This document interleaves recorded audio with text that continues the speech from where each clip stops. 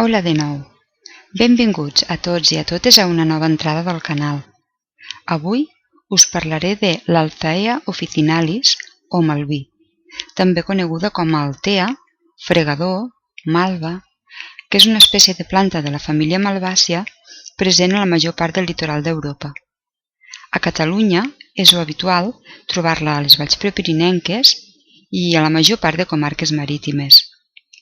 Els usos medicinals aprovats són afeccions del tracte respiratori superior i inferior, com ara la tos o la bronquitis, i com a usos tradicionals la gastritis, úlcera pèptica, prevenció i tractament d'irritacions de la mucosa gàstrica, restrenyiment crònic o diarrea aguda, perquè la presència de mucílags fa que es reguli el trànsit gastrointestinal, útil tant en casos de restrenyiment com en casos de diarrea, estomatitis i faringitis en forma de gargarismes degut als efectes demulcents del malví, dermatitis, lesions cutànies i úlceres cutànies per via tòpica com a emol·lient de la pell.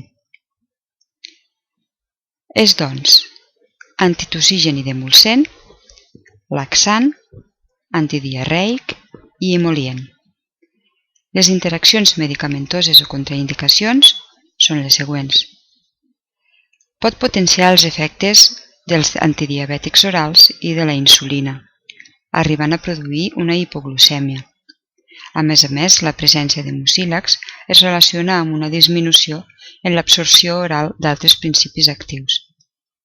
Per altra banda, el malví presenta les següents contraindicacions: hipersensibilitat a qualsevol dels components, situacions on el trànsit gastrointestinal es trobi dificultat o impedit, com ara una obstrucció esofàgica, una oclusió intestinal, un ili espàstic, un ili paralític, una obstrucció o estenosis del tracte digestiu, una impactació fecal, ja que es podria agreujar l'obstrucció si la ingesta d'aigua no és l'adequada.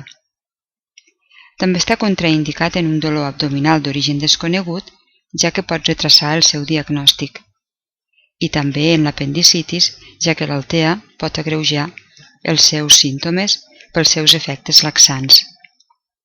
I bé, fins aquí l'entrada d'avui. Ens veiem en properes entrades, gràcies per la vostra difusió i fins una altra. Adeu!